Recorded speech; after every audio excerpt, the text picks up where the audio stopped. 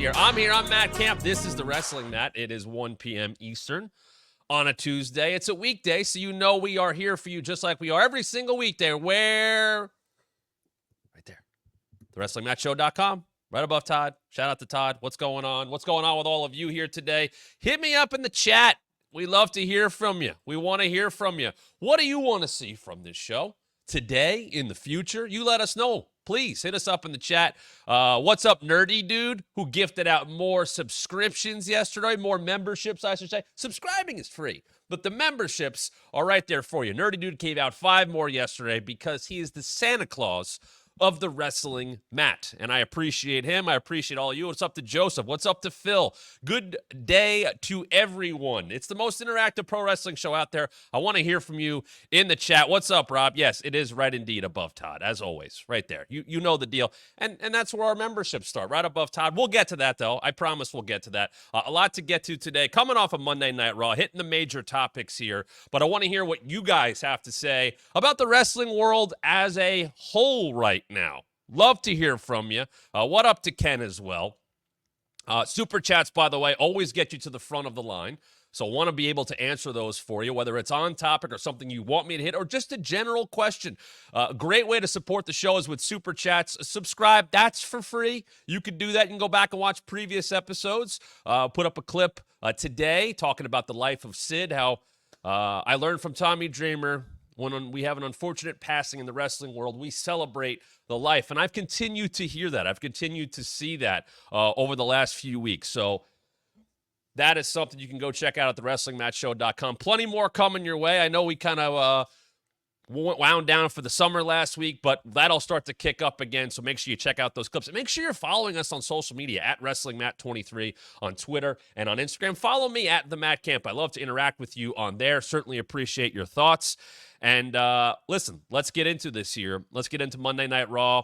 And by the way, coming your way this month, if you want to become a member, this is a good time to do it because member videos coming this month. We're going to be reacting to the Mr. McMahon Netflix doc. I'm going to be talking about how I started in WWE 5 years ago this past week, what it meant to kind of be onboarding in that process. I just want to take you inside. It's not about, oh, I'm going to say this or that. It's more of just like, hey, what is it like to actually start and work there? I can't tell you how many DMs I've gotten from people asking for advice, asking how to apply, asking how to get in front of them. I talked to somebody yesterday about that who is an avid watcher of the show. So I'm gonna tell you all about that. I'm gonna tell you all about that process and how I started with the company. Once again, not trying to rake anybody over the coals or anything like that, just because I think people are interested in that kind of subject and what it meant within WWE to see Dynamite starting on AEW for AEW, because it was 5 years ago, a month from now, the first week of October, which was also the same day the Bump debuted, Dynamite debuted, and of course, NXT was on USA Network. So big push for that. We will talk about that if you're a member coming up later on this month. And if you want to become a member, join down below. Tom, throw it up there now. Give me that membership graphic real quickly because I want to show people what they are getting if they want to become a member. Because there you go, right there. You can start right above Todd at $2.99 a month. You see what you get there. We're going to have another live chat and another Ask Me Anything coming up later on this month. Speaking of that discounted merchandise, stay tuned. I have an announcement about that. Yes, there's an announcement. At the Matt Camper level, everything you get about right above Todd. And in addition to that, members-only videos. So like I said, we have stuff coming out about the Mr. McMahon Netflix doc. My time starting with WWE, which also coincided with NXT going to USA and Dynamite debuting for AEW on TNT initially, obviously on CBS. Now, we're going to watch a random episode of Raw, SmackDown, or Dynamite this month. You don't want to miss that. And then, of course, at the top level, $24.99, we're going to connect with you on social media. Somebody else is getting a 30-minute private Zoom. B-May got it last month. And do you want to pick the private past wrestling event watch-along? If you're at that level, you will get to do so. But you got to do it. Last month, Nerdy Dude picked for us the Raw from Berlin heading into WrestleMania 13, right before Bash at Berlin. And who's going to pick this month? Well, you got to become a member, and you can do so right there at any of those levels at thewrestlingmatchshow.com. Very quickly, I did say something about merch. We have merch coming to Pro Wrestling Tees imminently. Yes, it is actually happening. It is finally happening. We'll be starting with shirts. right now, and I'd love to hear from you guys, especially those that have been with us. What are you looking for in terms of shirts? Because right now I have two ideas. Very simple. I would like to take that logo that is right here, this one. I'd like to make a small version of that. Kind of like Jeff Jarrett's My World shirt that he wears on all the 0 hours. That apparently he has like 47 of those shirts, or he has like the Homer Simpson closet of My World polos, which I think is fantastic. Jeff is obviously a friend promoting his brand. I'd like to get a shirt like that, and I'd like to put that logo right there. Why did I put it in front of my face? This logo kind of on a bigger shirt, and that's it. Simple as that. But if there's something you're looking for, something you think would work in terms of merch, maybe something I say on the show, please let us know. But very basic for now. That's what we want to start with. And those shirts will be coming extremely soon to ProWrestlingTees.com. I know we have teased it for quite some time, but that is going to be happening, so I am proud to announce that. Long overdue, but it is going down. Nerdy Dude just gave out 5 more memberships to the Wrestling Mat Show. Nerdy Dude is the Santa Claus of the Wrestling Mat, so we appreciate him as always and appreciate all of you. Take advantage of those memberships that have now been gifted by Nerdy Dude. And if not, you want to go even higher, make sure you check out the WrestlingMatShow.com. Before we get started, I have to give a big shout out to my great friend Jackie Redmond and the WWE as a whole for the tribute last night in the middle of the show to the Goudreau family. And obviously what happened there, as you see Jackie, that is the memorial outside of the Saddle Dome. Senseless, unfortunate what happened to the brothers riding their bikes.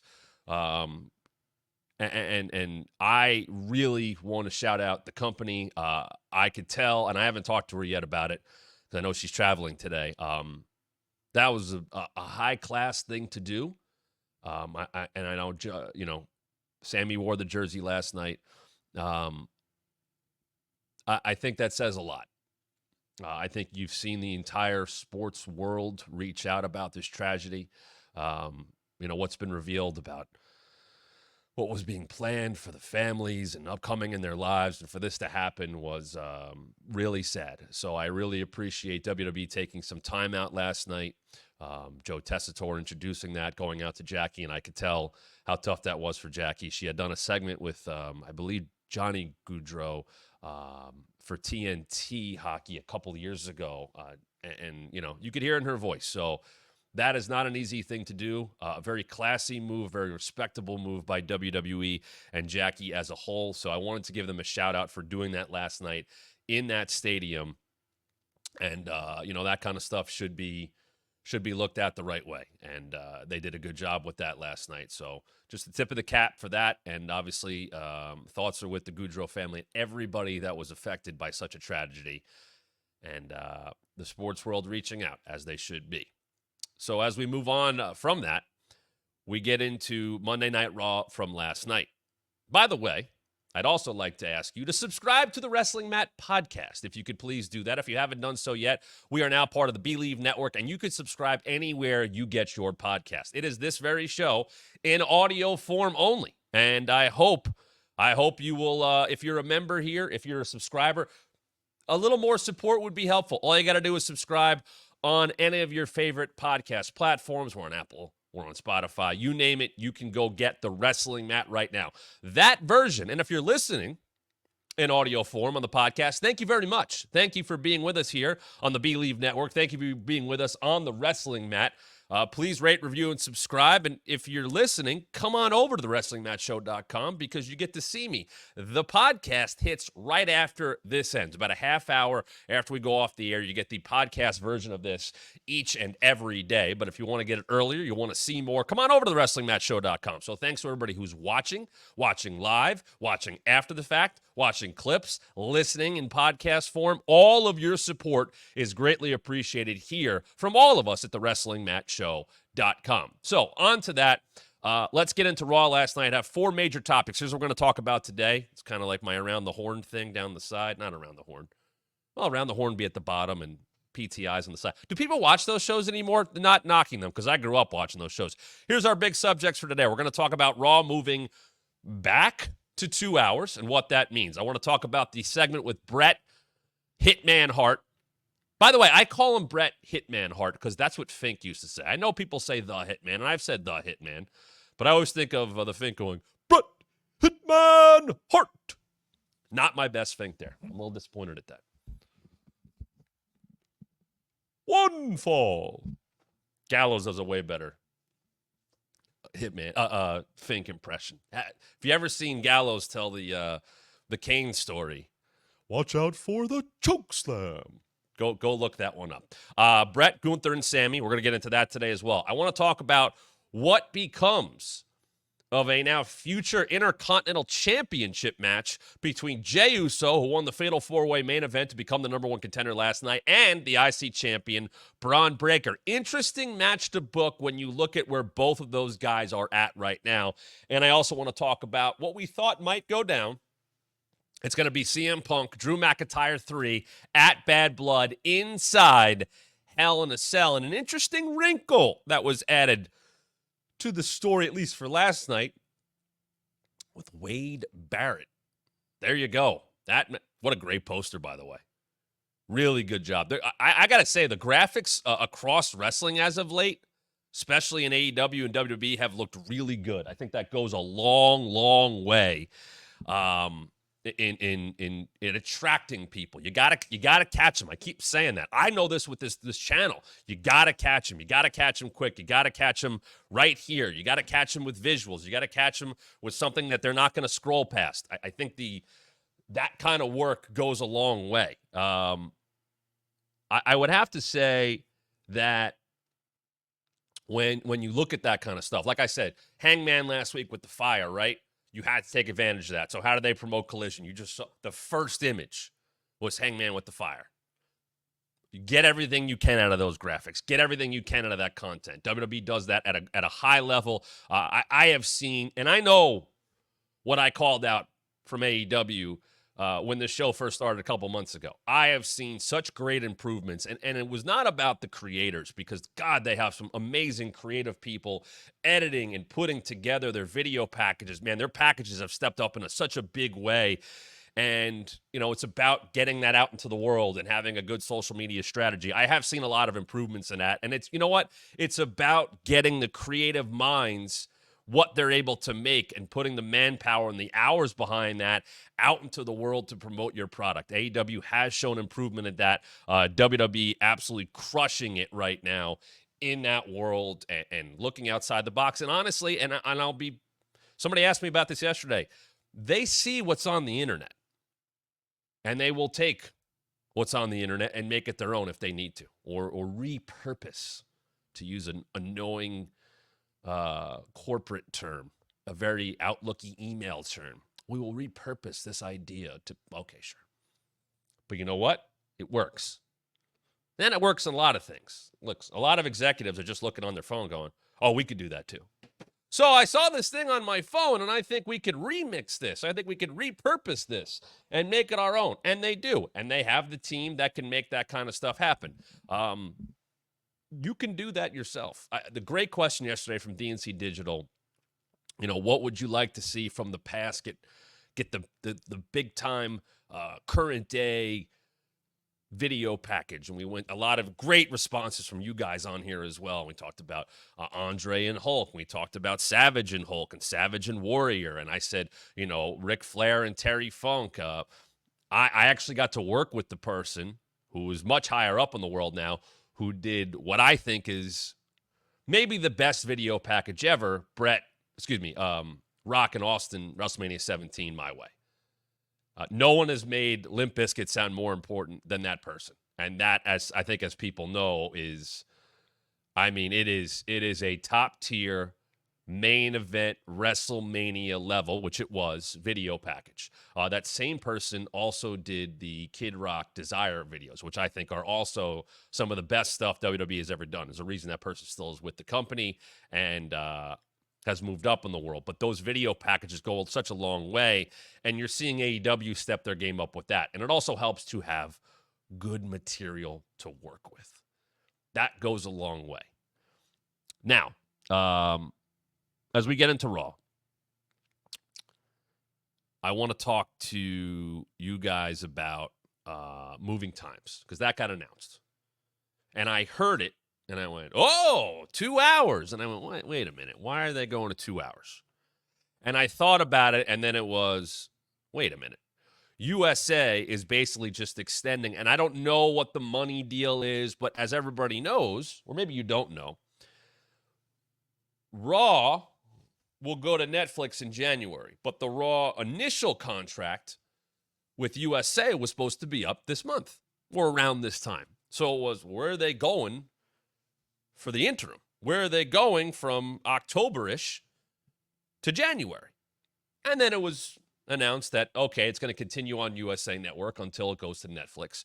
And then we find out last night that Raw will go to 2 hours. I believe I saw the number at 660-something episodes since Raw has been a 2-hour show, which means, if my math is correct, Raw has been a 3-hour show for the majority of its run, which is kind of wild. I remember the 3-hour move, and now they're going to go to 2 hours. Now, it sounds like all indications are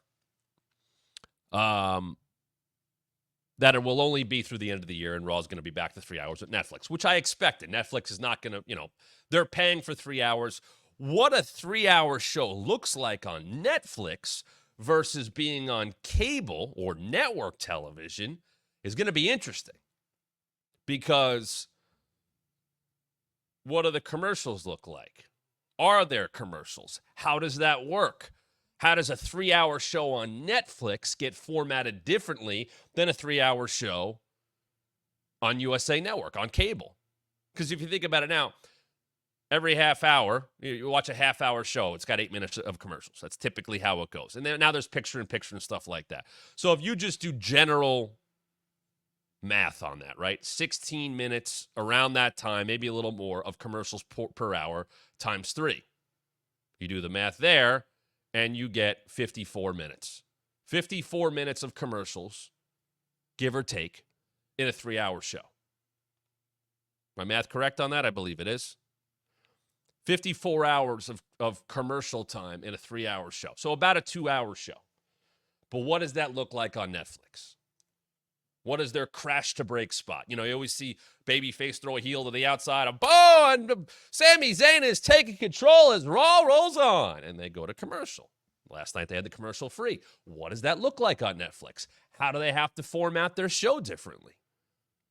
I'm intrigued. Now, to WWE's credit, I think they have mixed things up. They've kept us guessing. Last week, hey, we got a brand new play-by-play guy. He's a big name. He comes from ESPN. He is well established. He is not a name that we are plucking out of obscurity. Here's Joe Tessitore, and Joe gets to cut a promo of sorts, more than I would expect to hear from a play-by-play guy. But you get to learn about him, and then he goes out there and has a really good first show. And then last night, you hear Joe kind of introing in a voiceover type of way, and then they start in the corner, and he opens the show. And, I hearken back to how Raw started at the beginning. Vince and Rob Bartlett and Jerry Lawler, or Vince and Macho Man. A lot of that stand up and start the show. Gorilla and Bobby. Gorilla and Jesse Ventura. Tony Schiavone and Jesse Ventura.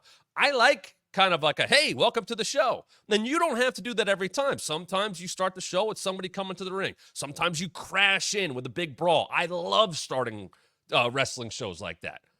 Folks, we're about to come on the air, but oh my God, there's a commotion backstage and there's a fight, and you're hooked in right away. Once again, you can't do that all the time, though. So mixing it up, keeping people guessing. How does a show going to start? What's a different feel? That is how you keep people on their toes. How am I getting in? Last night, what'd they do? Here's your gimmick. It's commercial free. We're opening the show with the Wyatt Six against American Made. Why? Because Monday Night Football is starting. Because Aaron Rodgers is back playing another major team in the 49ers. The Raw rating will come out in a couple hours. It's probably not going to be great. That game was at least mostly competitive for the first half. Rodgers got through the entire game. So, and for those of you that don't care about the NFL, that was a big game last night. Marquee teams, one of the biggest superstars in the league, a team that went to the Super Bowl last year, big game. It's going to catch eyeballs. This is what Raw will have to deal with now for the rest of the year, pretty much. So USA going to 2 hours. Now, there is a rumor out there. I saw some schedule that indicates SmackDown might be 3. Because that moves to USA Network as of this week. We know that NXT is moving to CW very soon, the next couple of weeks. But for this week, Raw, NXT, SmackDown, all on USA. It's WWE week. They're making a big deal of it, as they should. Season premiere. And people are like, why is it a season premiere? Who cares? It's just promoting. Just like I defend Tony Khan saying how great things are and making a big deal of where, people stand and where they're at in his careers. That's fine. Just like, why do they call it season premiere week? Because this is the week where new shows debut and they start a new season. And who cares? It's just a gimmick. It's WWE week. Well, isn't it always WWE week? Yeah, kind of. It's just a marketing tool. It's not a big deal. Yes, they don't have an off season. So call it a season premiere. Make it big. I don't actually think they made it super big last night. They've made bigger deals of season premiere. I know they had the 4-way IC title number 1 contender match. I know Brett was on the show. We'll get to that. I didn't think they went overboard. They just called it a season premiere. But in terms of the matches announced and the segments, I don't think anything was unreal or whoa, that's pay-per-view level. They didn't do that. Now on Friday, they're doing that. Cody and Solo for the WWE Championship inside a steel cage. That is a big deal. That is a season premiere level show with SmackDown going to USA Network. I get that. Will they change things up? Will they freshen up SmackDown? Will it get a new look? Anything like that? This is the time to do that kind of stuff. I brought up last week. Will NXT have a different feel? Those first couple weeks are almost I don't almost count them. I want to know what that show looks like when they're not in Chicago with Punk, when they're not in St. Louis with Randy Orton. Because it's going to have an arena feel. It's going to feel bigger, but what's week 3 look like? Are they keeping the show on the road? Are they going back to Orlando? Does that get a freshened up set? What does CW want from that? What are they kind of getting involved with as it relates to the presentation of NXT? But to me, USA Network, and I'm just guessing here, right? Hey, we'll keep Raw on. We're not going to pay for 3. Or we'll pay to keep Raw at 2 hours. We need a home? Okay. And that could be wrong. That's where I just kind of connect the dots. Well, we're not keeping the show. We know it's going to Netflix. We've already paid for SmackDown. Now, I don't know if that means SmackDown's going to move to 3 hours and stay at 3 hours. I don't know if it's just maybe it'll happen once and not again. Maybe it'll happen for the rest of the year. 3 hours on a Friday seems like a long time as a weekly show. I know AEW last week put Collision on Saturday because they had the pay-per-view, put Collision on Friday because they had the pay-per-view on Saturday, and they went Collision, Rampage. And that seemed to flow pretty well. And the show was loaded up a little bit more. Their Friday programming was loaded up a little bit more. But man, 3 hours on a Friday seems like a long time. I feel like if you're going to do 3 hours on Monday, there's almost more time to digest it. But going 8 to 11 on a Friday night, whew, it's a long time. But I think if I had to guess, we'll keep it. We'll keep you on the air, but we're only going to pay for 2 hours. Okay, now that we know that, and they'll go back to 3 on Netflix, and I don't think it's that big of a deal. I saw John Pollock and Wei Ting on Post Wrestling kind of celebrating that, and I laughed at that because I know a lot of us, hell, I worked there, and I would sit in that green room and watch 3 hours of Raw. It's always easier when it's good, and it's always tougher when it's bad. And I think all of us have watched a lot of bad wrestling for various companies. But a 3-hour show that feels like it's taking forever because it's 3 hours and the writing's not good. You feel every bit of that. I was able, like I said yesterday, I knew what Raw and SmackDown looked like. I had the full scripts of the show. That was part of my job. So I could, and I would get the updated scripts all the way up to, okay, here's what we're sticking with. And even then, stuff would change. Timing, or hey, let's make this change as we go on the fly. But I could look at the show, and we would put together Raw Talk and SmackDown Lowdown, and we would know, okay, this, and this is big. Let's make sure we focus on this.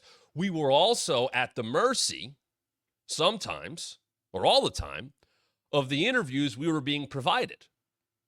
So, hey, you have, here are the 3 interview segments. You have the Street Profits, you have LA Knight, and you have Bailey. Okay, well, the Street Profits had a segment on the show. We can easily show the tag match and go to their interview. LA Knight had a talking segment against blah, blah, blah. We could show that and go to that.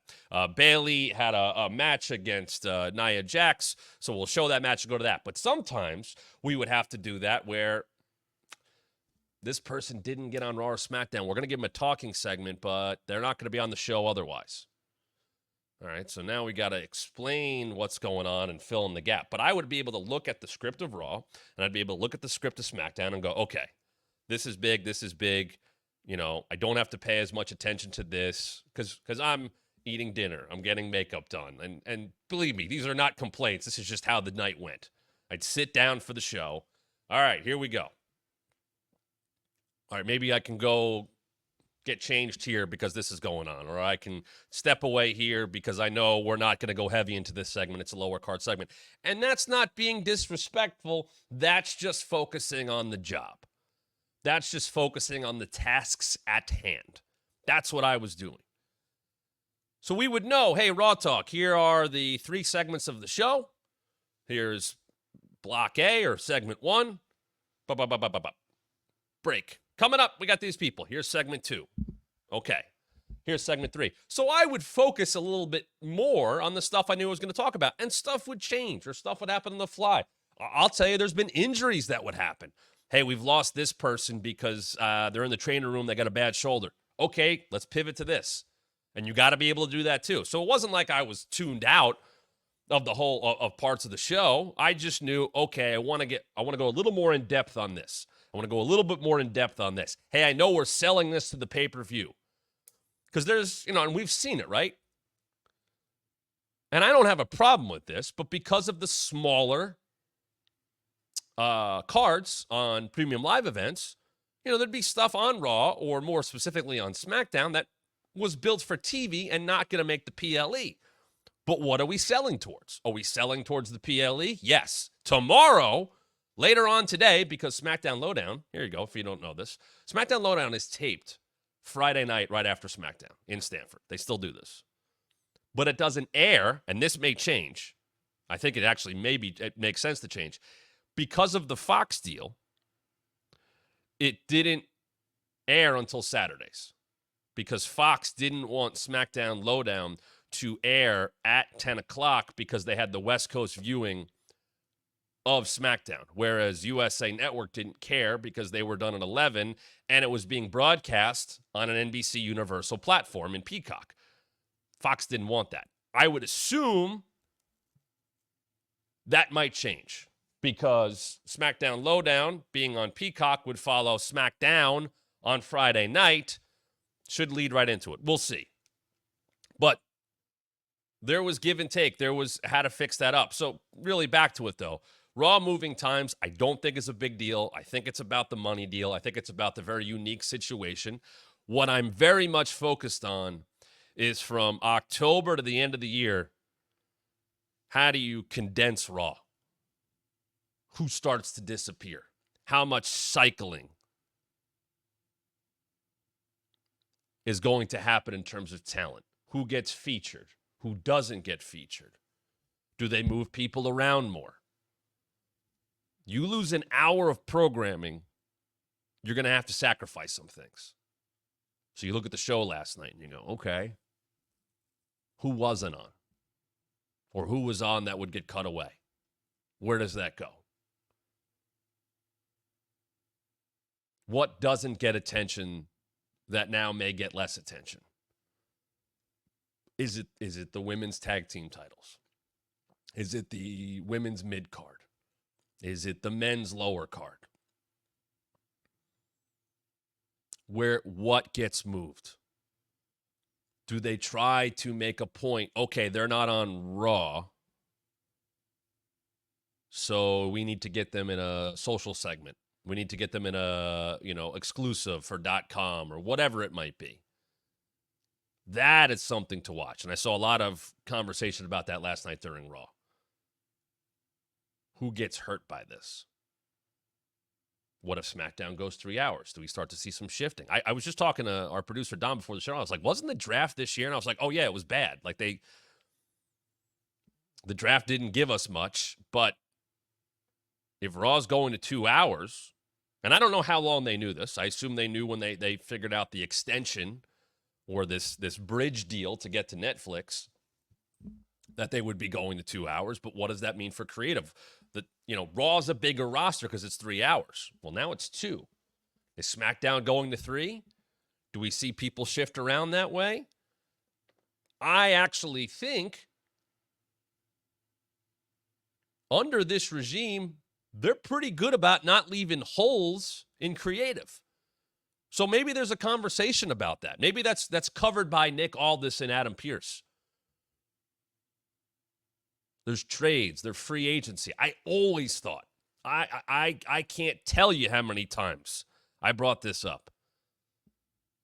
They should make a bigger deal of free agency within the company. Signing someone. And they did that a little, like with Braun, right? Braun Breaker. Oh, he's an NXT free agent. Why can't a Raw deal expire? Why can't a SmackDown deal expire? Why can't there be battles for free agency? They did it with Jade and they did it with Braun Breaker because they were coming from AEW or coming from NXT. But why can't that happen more? They've done some trades here and there. It was like the Ziggler and Rude for AJ Styles trade a couple years ago, things like that. But why not play that up more? It's just an added piece of bonus, and it puts somebody over. Think about MVP, the hottest free agent. He had a whole packet of I get all these demands, and he was treated like a wide receiver. He was very. I think he kind of said he was modeled a bit after Terrell Owens.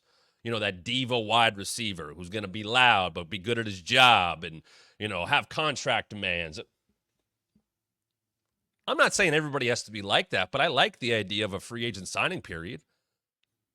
The transfer portal, you think about, football, you think about, EPL and things like that, and all European, in soccer around the world. There are those signing periods, those transfer windows. I think there's a way to do that. Good God, I feel like the NBA has become more about who's going where when their contract is up than the actual games themselves. Think about how, the NFL, when free agency is about to hit in the tampering period. Hell, play that into the story. Well, actually, Adam Pearce was already talking to this person 4 weeks before their contract lapsed. They could play with that. You could have analysis about that. Wow, Raw would be great if they got this person because this rivalry could be renewed, and this tag team can come back, and this matchup has never happened before. Jey Uso could go to SmackDown. What if, he's one of the hottest names out there. I heard his contract. Play that up as a rumor. Have someone stir the pot on a panel. Have Wade Barrett go, Joe, I've heard that Jey Uso's contract is coming up, and he is a hot name in the SmackDown locker room. God, that's a bad Wade. Sorry, Wade, my friend. And then all of a sudden, you're talking about, man, can SmackDown get Jey Uso? Ooh, that's back with Roman. Ooh, that's back with Solo. Ooh, that's back with Cody. What could happen there? I would play that up a little bit more. Nerdy Dude asks, random question, Matt, but what are your thoughts on Giovanni Vinci and his SmackDown debut match? So, I don't have as much doom and gloom as I saw from other people online, where he's getting the jacket off and gets rolled up and it's over. You don't want that to be too comedic. You don't want him to be a joke. To me, if you're going with him in any way, he's got to come out angry. Like, you rematch that with Apollo Crews, and he gets angry about it, and he attacks early, and maybe it still costs him. I've seen him do this before, but you got to be careful about embarrassing somebody, especially somebody with that kind of gimmick where they are supposed to be rich, where they're supposed to be looked at a higher level when they're coming across with that bravado. You don't want it to be too much of a joke, and you don't want to book that too often because people will stick with that. To me, if it's the Vince regime, Vinci probably gets beaten 2 more times in a row, just like that, or similar to that, or a mistake, and then he looks like a goof. If they are behind him, and I liked this gimmick at NXT, I think there is something to this, because he did a good job with this when they initially separated him from Imperium. He had a good entrance. You know, they made a big deal. I think he used to, I remember being at NXT where he was going through rehearsal for his entrance, and I was watching it, and they had Wade and Vic do the open of the show in front of the middle of the ring, which is what you look at hard cam side, and I think he kind of put his head, into their shot, which I thought was pretty cool. And I think he can do it. He's a good worker. I think the look is there, but you don't want to make him into too much of a joke. Nerdy Dude says, my only concern is that it gets turned into a male version of Eva Marie. He's got actual personality. He can work. She was a waste of time, just to put it very bluntly. I don't think he's that. But you can't book him like a joke either. He might be better with a big heater. He might be better with somebody who can look after him. That might work. But yeah, considering the vignette that was run for him, not how you'd expect him to debut or re-debut in that way. But I'll say let's wait and see there. Let's wait and see. All right. Let's get into Brett, Gunther, and Sami Zayn. Joe and Wade being out there to bring Brett out.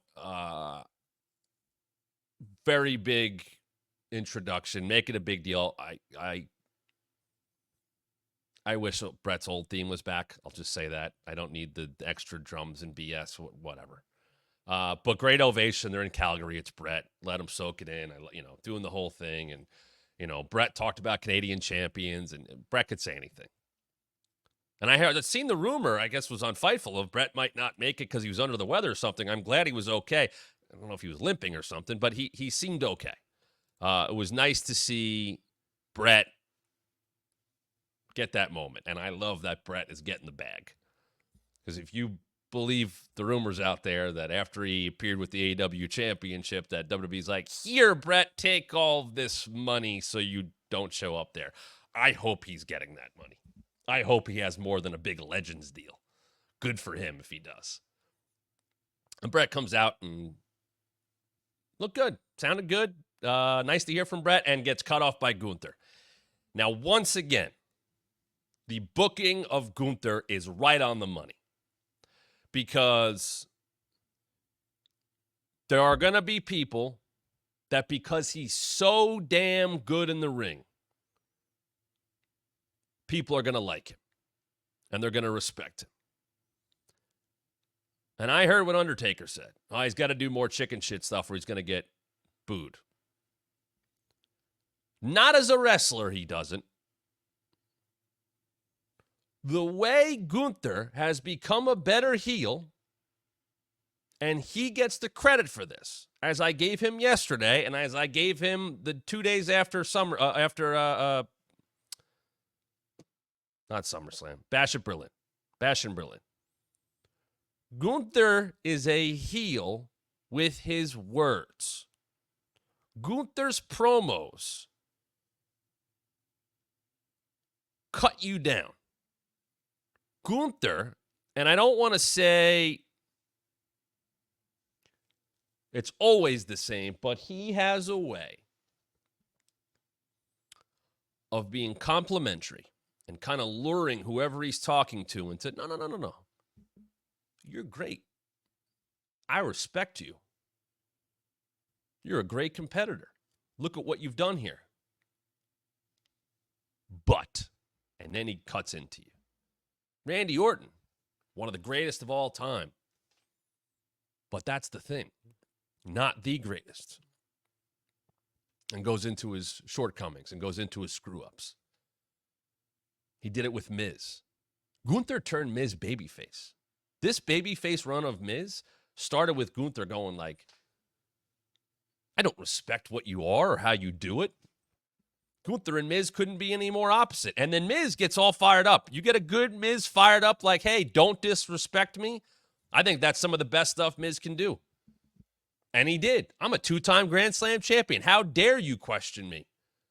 Gunther made that happen with his words. Gunther did it at Sami Zayn. He did it to Chad Gable. And last night, what did he do? You could tell there was sarcasm, but he talked up Brett. The best there is, the best there was, the best there ever will be. Yeah, you're the best there is. You're the best that was. But you're not the best there is. I'm the best there is, and I'm the best there ever will be. Booze. You want Gunther to be a heel all the way. You put him up against the number one babyface in the house last night. That was Bret Hart. And then sets it up. And this is great heel stuff because you know damn well it's not true. Gunther says his favorite wrestler is Bill Goldberg. Instant, perfect heat. And Bret's like, yeah, sure. Like you even knew Gunther was lying. Because Gunther and Bill Goldberg are nowhere near the same kind of wrestler, and there's no chance in hell he was influenced by him. Nor should he be, and that's good. But saying that to Bret Hart in Calgary, there. If Taker wants Gunther to be a chicken shit, that's as close as you're getting, and that's just fine. You bring up that guy, you know everything about the history of Bret and Goldberg and what Bret has said about him and all of it. It was easy, it was well done, and it got Gunther booed. He came across as an arrogant, manipulative, cocky heel world champion. That's all you needed to do. And who comes out to defend Bret? Probably the second biggest babyface in the house last night, Sami Zayn. And he wears the Goudreau jersey, which was a nice touch. And he comes out there to defend Bret Hart. Just like Bret introduced Sami for the John Cena Open Challenge in Montreal. There's something that felt right about that. Bret backing up a Canadian. That was awesome. And then Gunther backs once again. You want him to be a chicken shit. He backs down once again from Sami's challenge. But Sami's going to keep digging. And they're going to play it up on commentary. He ended the greatest Intercontinental Championship reign of all time. He did it at WrestleMania. That is the blemish on Gunther's record. And then Bret calls him yellow and a coward and all that old, it was great. So there is the closest thing to Gunther being that chicken shit heel and retreating. I don't think he's actually retreating from Sami Zayn. He's just not going to give him what he wants. But by presenting it in that way, you have reason to boo Gunther. They're not just going to hand you, as an audience, what you want. You want Sami Zayn to get a World Heavyweight Championship match against Gunther. You know the reasoning makes sense. He beat him. He's the only one to beat him. He beat him at WrestleMania. And you love Sami Zayn. And Sami Zayn challenging for a world title will always feel big because he is the ultimate underdog in that way. He has that Bryan Danielson to him. And some would say Danielson has that Sami Zayn to him. They're pretty interchangeable that way. They are lifetime underdogs when presented as such. And you threw Bret in the middle of it. Now Bret can join DX and I'm never going to say this again or that sentence, in Hall of Famers that were booked to help Gunther, and did.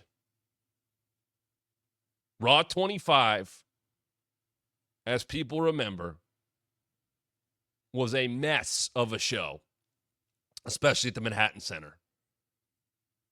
And the way legends were booked versus newer people, versus current day stars, versus Raw 30, when DX came out and got, they had the face off with Imperium and they backed down.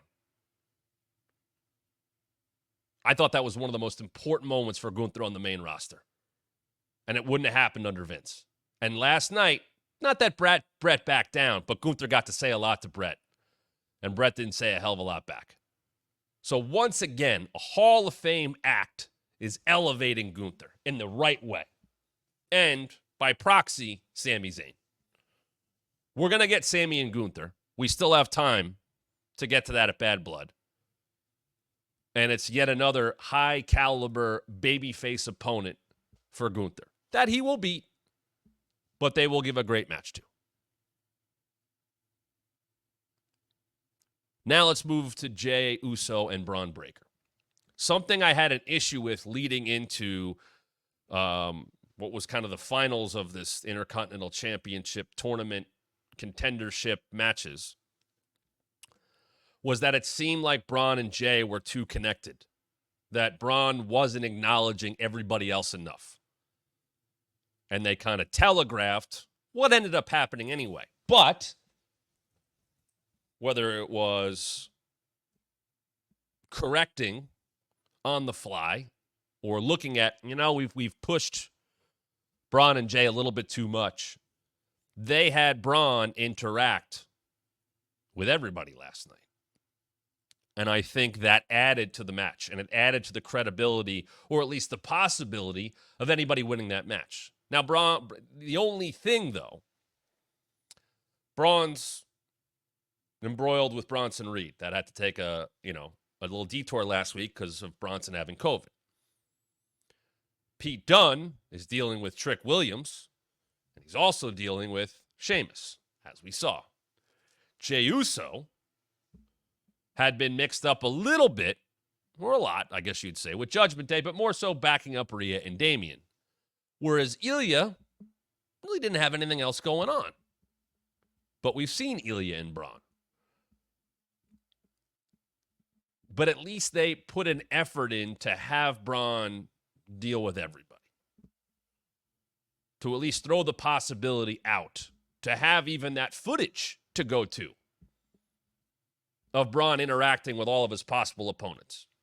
And they have the match, and the crowd is hot for it, and everybody gets their spots. I got to be honest, it's a little bit of a bummer to watch Braun run sometimes, because you can just tell he's slowed down a little bit, and they have the runaround spot. And people pop for it, so don't get me wrong.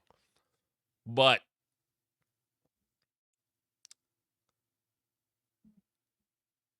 it's a little tough watching him run.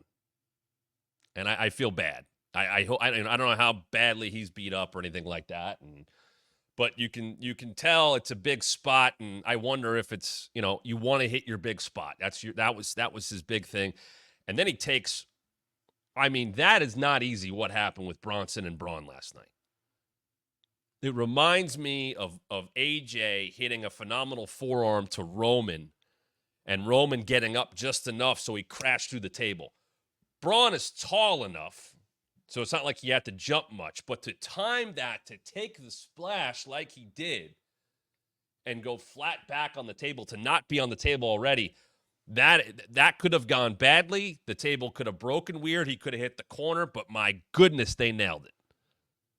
They nailed it. That looked massive. I wonder where they go next with those guys. Because there's like a feeling of, do they go last man standing? Are we at that level? Maybe they do.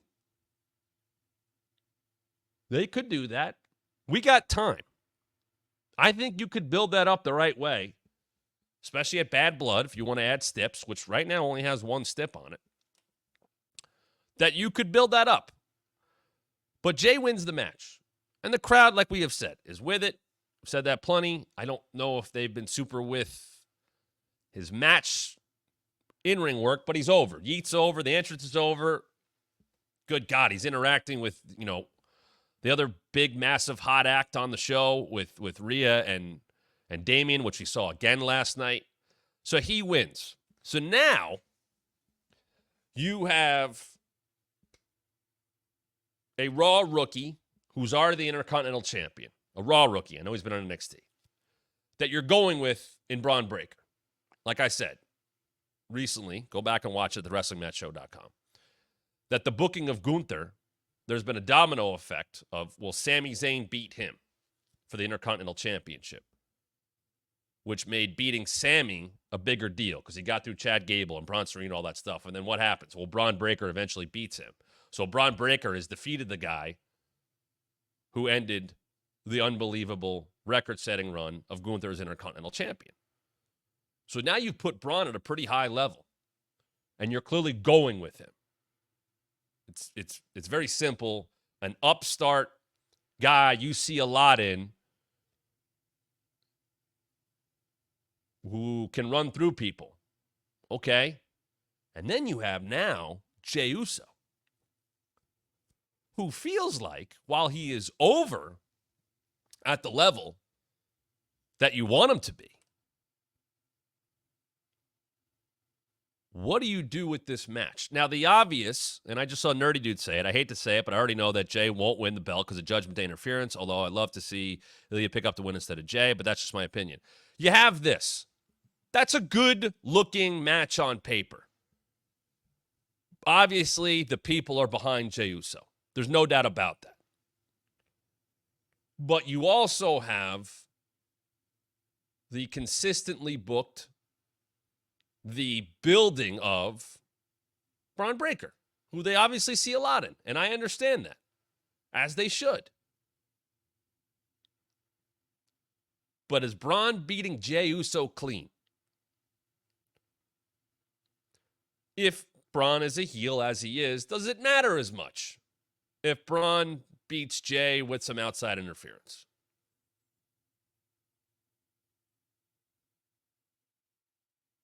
Droid just said Jey felt like he was a class ahead of the rest of the people in the match. From a reaction standpoint, he was. Ilya did not get a big reaction. Braun got an okay reaction.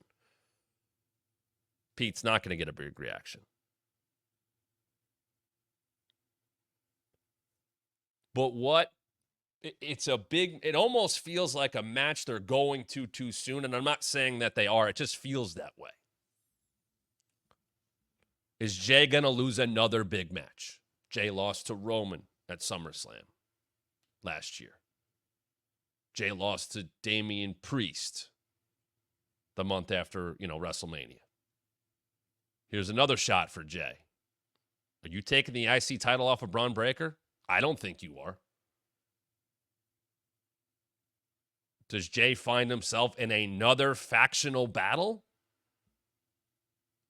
Because if you think about it, he came over to Raw because Cody helped him and was battling Judgment Day. And then ended up getting involved with stuff with Jimmy Uso and beat him. And while Yeet has been over, he's back to Judgment Day stuff. This is a little side quest, or more than a little side quest, with the Intercontinental Championship. And I will tell you, there were plans at the beginning of the year for Jey and Gunther to happen for the IC title. They ended up doing it on Raw, but that was in play as a potential WrestleMania match. That was in play in between the Rumble and WrestleMania, which I know it eventually happened. That was in play. How about this? Jey beating Gunther was in play for the IC title before WrestleMania, with the idea of doing Jimmy Jey for the IC title at WrestleMania. I know that was talked about. So there's a little news. They didn't do it. What they ended up doing, I think, worked out.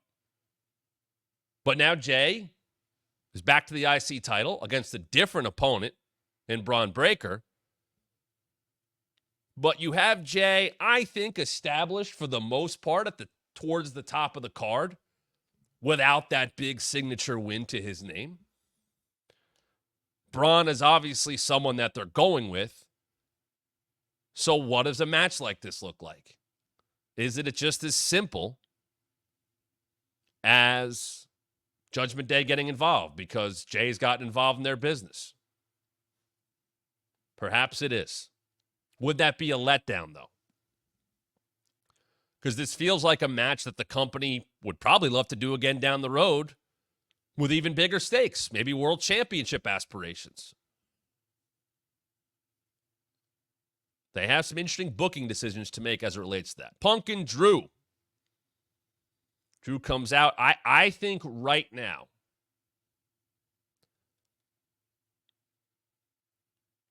I would say that Drew McIntyre has better control of the audience on the microphone than anyone in professional wrestling.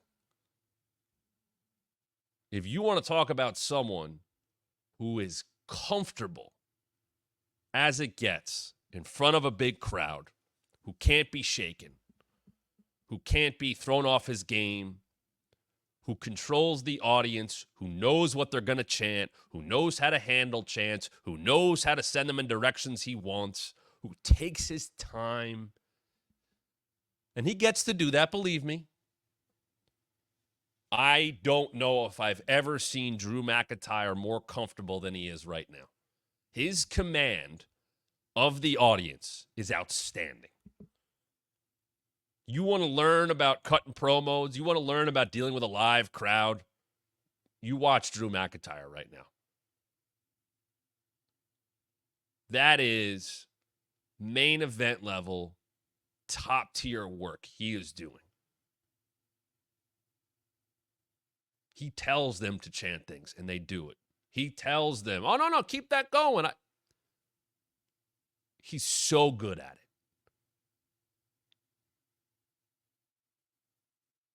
I listen to what he has to say.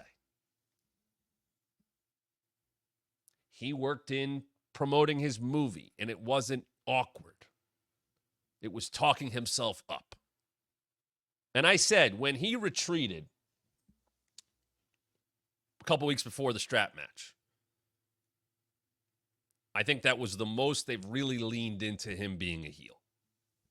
And I know he dropped Punk with the blood, but the fact that he retreated, because the other stuff you could say is tit for tat, revenge stuff. But him bailing from Punk with the strap was very much, okay, he's the heel, he doesn't want a piece of him. Much like Bronson Reed with Braun a few weeks ago with the car attack, he bailed from the match because he was a bully who dealt with a bigger bully. Drew didn't want any of Punk. That's just heel stuff. And what did he say last night that played right into how they booked that match? Oh, wow. You touch turnbuckles better than me. There's an element of truth to that because that's what Punk did. Now, Drew is ignoring the fact that he got put down by a GTS. And that's why Punk was able to touch 4 turnbuckles. Not by mistake, not by luck. He put Drew down. But Drew's going to go shades of gray as a heel and go, oh, you just touched 4 turnbuckles, and that means you've moved past me? That means you can move on to the World Heavyweight Championship? No, that's not the case.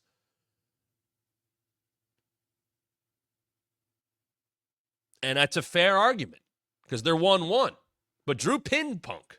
Punk didn't pin Drew. And Drew is right, I think, to say, you want a strap match. You touch 4 turnbuckles. You haven't beaten me by submission. You haven't pinned me. You don't get to just move on to the World Heavyweight Championship. I think there's an element of truth to that. But at the same time, he's ignoring, that's what the match is. CM Punk won the match. Fair and square, he beat you. By the rules of a strap match, he won. Clean. He also got the bracelet back, which I see they're starting to sell. And that is weird. And the person who made the bracelet, I saw react on Twitter, and like they changed the colors up. And that was a little, I call shadiness on that one. especially since the bracelet's back with Punk, whatever. And then Drew calls out Wade Barrett and quickly details their history. And they have kept Wade involved a bit with kind of being the voice of reason to Drew, the only person he'll listen to, which he acknowledged. But then he wasn't happy, or he was disappointed by Wade's recent actions, what he stopped from happening last week. And there was a threat there. And I went right back to last week when I watched Wade open the show to introduce Joe Tessitore. And I watched someone who has such great command, much like he did anytime he got the ball, Nexus or anything like that, where I went, man, I know Wade's important as a color commentator. But man, I wish that there was a in-ring, on-screen role for Wade Barrett. You can't have everything, believe me. That's just how good he is. And he still has that presence about him.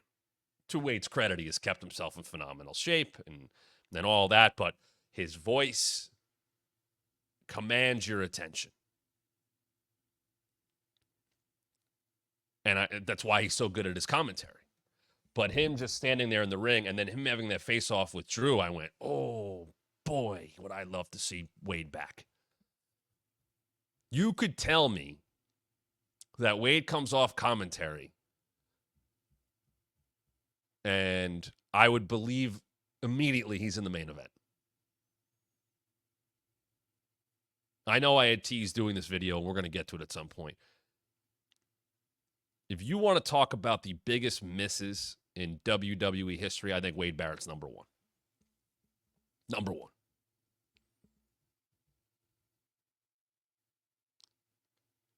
He had it all. He still has it all. That push was fumbled so badly. I am still mad about it to this day. And I've had conversations with him, and he's very self-deprecating, and I appreciate that about Stu, as Gunther called him by his real name last night. But that actually bothers me, because Wade Barrett should have been a top-of-the-card staple world champion for a very long time. And I know he had injuries and stuff like that, and that happens. And guess what? That's happened to pretty much anybody. But Vince missed the boat on Wade Barrett. And it's amazing to me that you can see him open the show last week or be in the ring or do commentary or the segment with Drew and go, good God, it's still right there. It is absolutely still right there.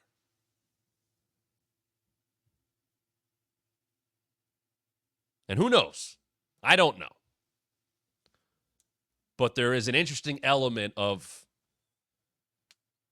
if there's anybody who could handle Drew that's not active, not Adam Pearce from that standpoint, or all these officials and security that get in the way. Like, Drew takes a second when it's Wade because it's his friend, but also maybe because it's someone who can match him just in terms of physicality. And I don't know if that's going to happen. I don't have any info on that, and I think they're very happy with Wade as a commentator, and I don't know what he feels like about getting back in the ring or any of that stuff, but I'll tell you what, when he stood up and took that headset off, the people were into it.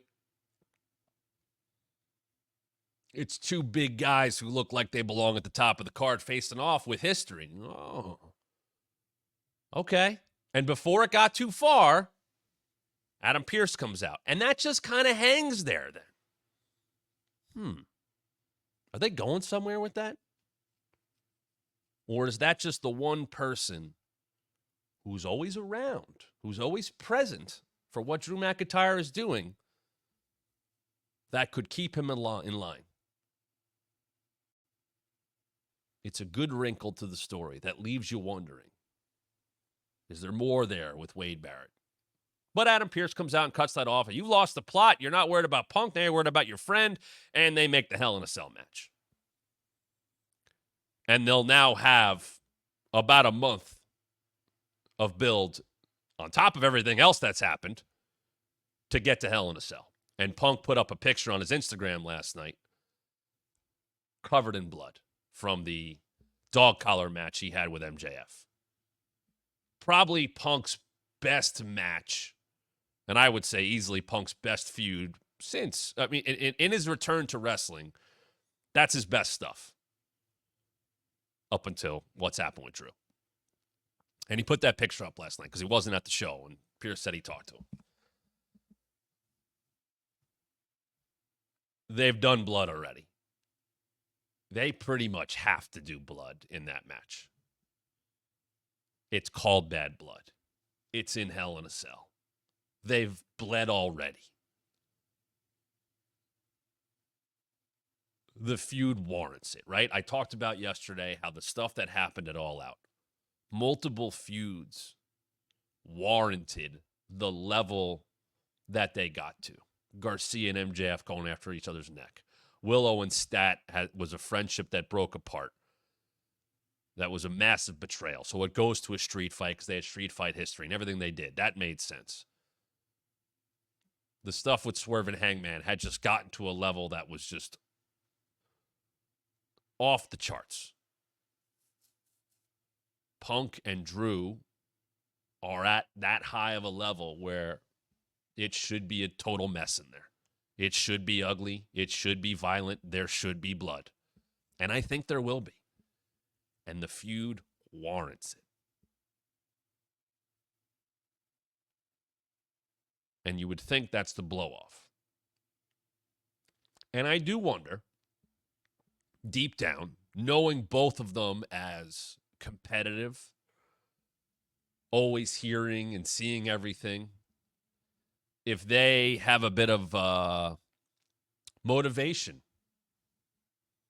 Because right now in wrestling, although it might have ended somewhat on Saturday for Swerve and Hangman, you have two long-term, nearly one-year feuds going on at the same time that are being done at the highest level, extremely well, with Swerve and Hangman and Drew and Punk. I bet Drew and Punk are a bit motivated by that.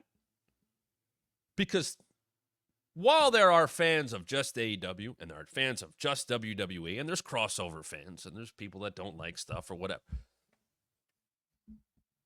you'd have to wonder somewhat if only one of the feuds was happening, if the other would not, if only it was Swerve and Hangman, right? Which has been bubbling while the guys are doing other things. Hangman not getting to Swerve wanting to. Swerve being a world champion, fighting other people. It bubbled. Where Drew and Punk has been this, it's really been these two for the most part, even though Drew's had title shots. They've been connected. But now over the last month, both feuds have taken the spotlight in their respective companies in a very big way at the same time. And I think in the best way possible, we can compare them because they are both very good and they're very heated and they're very personal. It's not about championships. Championships have been involved, and screwing out of championships and messing with championships has been involved, but it's not about taking the title away and becoming champion. It's about the personal animosity and the personal words and the violence that has happened. Wrestling doesn't always have to be pretty to be good. Wrestling doesn't always have to have happy endings or pretty endings or satisfying endings. If everything was satisfying, what are you building towards? You have to throw roadblocks. You have to throw left turns in there. You have to have forks in the road. You have to give people a reason to tune in the next week, to plunk their money down for a ticket, for a pay-per-view, for Peacock, to buy a shirt.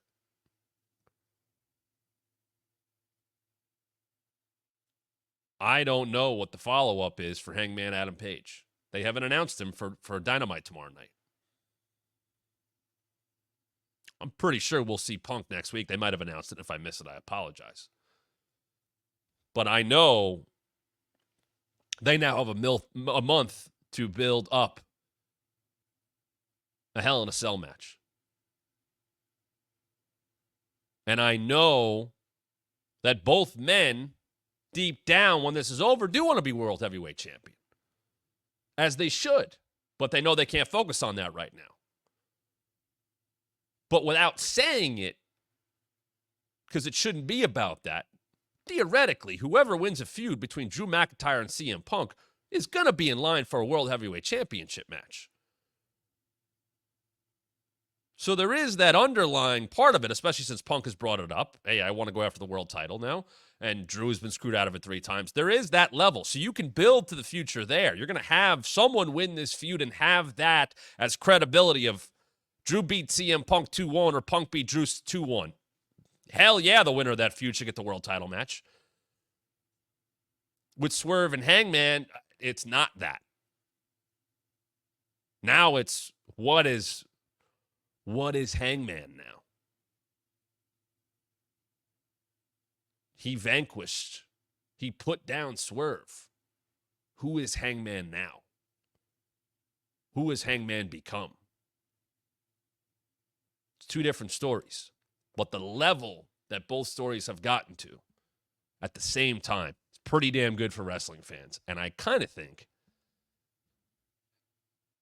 just because of knowing those 4 guys, there's probably some motivating factors, which is why competition is a good thing.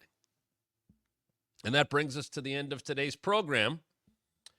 But not before I tell you to subscribe to our podcast. If you're listening on the Believe Network, wherever you get your podcast, thank you very much. And if you don't know, this is also a podcast. This very episode that you're watching live, potentially right now on the WrestlingMatchShow.com,